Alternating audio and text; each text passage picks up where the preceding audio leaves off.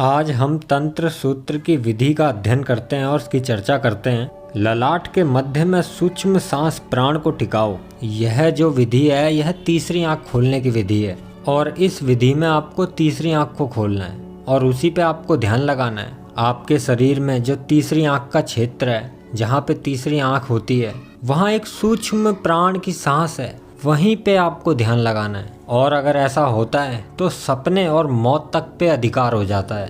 अगर तुम तीसरी आंख को जान गए, उस सूक्ष्म सांस को जान गए, उस अदृश्य प्राण को जान गए और यह भी जान गए कि वह ऊर्जा प्रकाश बरसाता है और जब वह वर्षा तुम्हारे दिल तक पहुंचेगी, उसके बाद सपने और मौत तक पे तुम्हारा अधिकार हो जाएगा।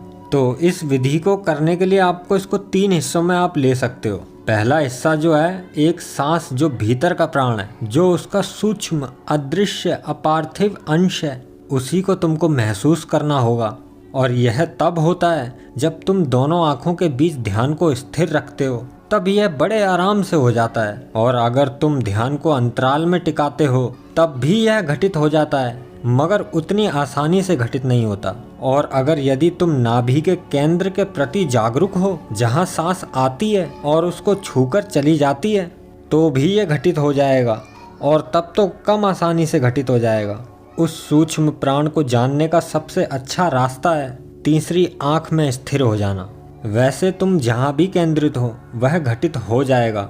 तुम प्राण को प्रभावित होते हुए महसूस करोगे और अगर तुम प्राण को अपने भीतर प्रभावित होता हुआ महसूस कर सके तो तुम यह भी जान सकते हो कि कब तुम्हारी मृत्यु होगी, क्योंकि मरने के 6 महीने पहले ही तुम अपनी मृत्यु को जानने लगोगे। और यही वजह है कि कितने सारे संत मृत्यु की तारीख से पहले ही अपनी तारीख बता देते हैं मृत्यु की। यह बहुत आसान है, क्योंकि यदि तुम प्राण के प्रवाह को जानते हो तो जब उसकी गति उलट जाएगी तब उसको भी तुम जान लोगे।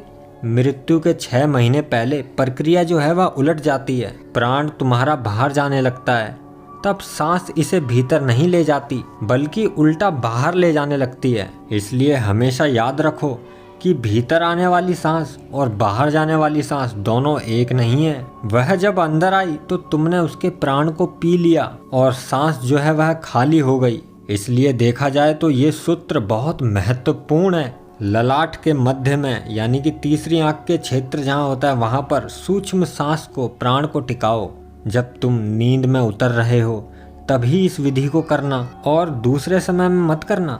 जब आप सोने के लिए जा रहे हो, ठीक सोने के समय पे ही इस विधि का अभ्यास करना। वह समय सबसे बढ़िया समय है। तुम नींद में उतर रहे हो और धीरे धीरे नींद तुम पर हावी हो रही है और तुम्हारा ध्यान तीसरे नेत्र पे केंद्रित है और देखोगे कि कुछ ही पलों में तुम्हारा मन जो है वो गायब हो जाएगा। तुम बिल्कुल अमन हो जाओगे और जब तक वो पल ना आ जाए, उस पल के ना आ जाने तक अपनी सांस और उसके सूक्ष्म अंश प्राण के प्रति ध्यान पूर्वक रहो और उसे दिल तक जाते हुए महसूस करो। महसूस करते जाओ कि वह दिल तक आ रही है, क्योंकि प्राण जो है वह दिल से होकर तुम्हारे शरीर में प्रवेश करता है। इसलिए यह अनुभव करते ही जाओ कि प्राण दिल तक आ रहा है और इसके बीच नींद को आने दो। तुम सिर्फ अनुभव करते जाओ। नींद आ रही है तो आने दो। नींद को तुम अपने आप में समेट लो और यदि यह संभव हो जाए कि तुम अदृश्य प्राण को हृदय तक जाते देखो और नींद को भी, तो तुम अपने सपनों के प्रति जागरूक हो जाओगे। आप सपनों के मालिक हो जाओगे। फिर तुम्हें पता होगा कि मैं सपना देख रहा हूँ। फिर तुम्हें पता होगा कि यह सब सपना है। तुम सब सोचते होंगे कि ये सब तो बेकार ही है। कभी कोई व्यक्ति सो रहा हो तो आपने उसको देखा है, उसकी आंखों को देखा है? उसकी आंखें जो है वह ऊपर की ओर चली जाती हैं और तीसरी आंख के अंदर स्थिर हो जाती हैं। और अगर ऐसा नहीं देखा है तो देखो, अगर किसी का बच्चा सोया हुआ हो तो उसकी आंखों को खोल के देखो, उसकी आंखों की दोनों पुतलियां तीसरी आंख में स्थिर होंगी। और सिर्फ बच्चों को ही देखना, बड़ों को मत देखना, क्योंकि बड़े लोग भरोसेमंद नहीं होते और बड़े लोगों की तो नींद भी गहरी नहीं होती। वे सिर्फ सोचते हैं कि हम सो रहे हैं। लेकिन बच्चों को देखो, उनकी आंखें ऊपर चढ़ जाती हैं और तीसरी आंख में स्थिर हो जाती हैं। और यही स्थिरता का कारण है कि काफ़ी सारे बच्चे नींद में से उठने के बाद रोते हैं बहुत, क्योंकि सपना एकदम हकीकत सा लगता है। और बच्चे जो हैं वो ये समझ ही नहीं पाते हैं कि यह हकीकत में यह है या वह है। क्योंकि जब तक बच्चा सपने में था तो उसको लग रहा था कि यही सब कुछ हकीकत है, और एकदम से सपना टूटा तो बच्चा रोने लग जाता है। या काफ़ी बार कुछ लोगों के साथ ऐसा हो जाता है कि उनको ऐसा लगता है कि जो कुछ हुआ वो हकीकत था। तो ऐसा भी तीसरी आंख में स्थिर हो जाने के कारण होता है, क्योंकि व्यक्ति को जब नींद आने लगती है तो ये दोनों पुतलियां तीसरी आंख में स्थिर होने लग जाती हैं और व्यक्ति एकदम से नींद में चला जाता है। और काफ़ी लोग कुछ जागरूक होते हैं तो उनको ऐसा लगता है कि मैं कहीं कुएं में गिरा एकदम से, तो वो फिर एकदम से उठ जाते हैं। इसलिए इस विधि का अभ्यास करो। लेकिन अपने सपनों के मालिक बनने से क्या फ़ायदा होगा?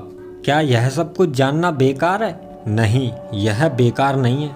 एक बार अगर तुम अपने सपनों के मालिक हो गए तो दोबारा तुम कभी सपने नहीं देखोगे, वह बेकार हो जाएंगे, अब उनकी ज़रूरत ही नहीं रहेगी। लेकिन तुम अपने स्वयं के सपने बना सकते हो, और जिनका तुम्हें मालूम होगा कि अब तुम सपनों के मालिक हो, सपने सारे बंद हो जाएंगे। अब सिर्फ वही सपना चलेगा जो सपना आप चाहोगे, और सपनों के तुम मालिक हो जाओगे। और फिर तुम्हारी नींद का जो गुण धर्म है वह कुछ और ही होता है, और वह गुण धर्म कुछ वैसा ही है जैसा मृत्यु का होता है। मृत्यु भी एक गहरी नींद है, और यही वजह है कि भारत में हमेशा कहते हैं नींद छोटी मृत्यु है और मृत्यु बड़ी लंबी नींद है। लेकिन यदि तुम सपने के शून्य भाग को जान गए, नींद को जान गए और उसमें ध्यानपूर्वक रहे, तो फिर मृत्यु का डर चला जाता है। और वैसे भी देखा जाए तो कोई कभी मर नहीं सकता, मृत्यु होना तो असंभव है। लेकिन काफ़ी लोगों के साथ ऐसा होगा कि उनको लोग कहेंगे कि एक दिन पहले तक तो यह कहता था कि मृत्यु निश्चित ही होगी, मृत्यु तो निश्चित ही होगी, और अब कहता है कि मृत्यु असंभव है और कोई कभी मर ही नहीं सकता। और देखा जाए तो संसार में कुछ असंभव है तो वह मृत्यु ही है, क्योंकि अस्तित्व जो है वह जीवन है। तुम बार बार जन्म लेते हो और बार बार मरते हो, यानी कि मृत्यु की नींद में जाते हो, क्योंकि मृत्यु जो है वो गहरी नींद ही है। लेकिन जब जन्म होता है तो पुरानी यादें सारी भुला दी जाती हैं, और तुम्हारे मन की जो पिछली स्मृतियां होती हैं, जो भी यादें होती हैं, वो सारी मिटा दी जाती हैं, पोंछ दी जाती हैं। और यही चीज़ हो रहा है, यही चीज़ घट रही है, क्योंकि जब तुम मरते हो और फिर जन्म लेते हो तो तुमको पिछला कुछ भी याद नहीं होता कि मैं पिछला कौन मरा था। तुम्हें फिर से शुरुआत करनी पड़ती है, तुम्हें फिर से सब कुछ करना पड़ता है, क्योंकि पिछला तो कुछ याद ही नहीं है। लेकिन जब तुम जानोगे कि मृत्यु एक लंबी नींद है और सहयोगी है और सुंदर भी है, तो फिर वह तुमको नया जीवन देती है, वह तुमको सब कुछ नया देती है।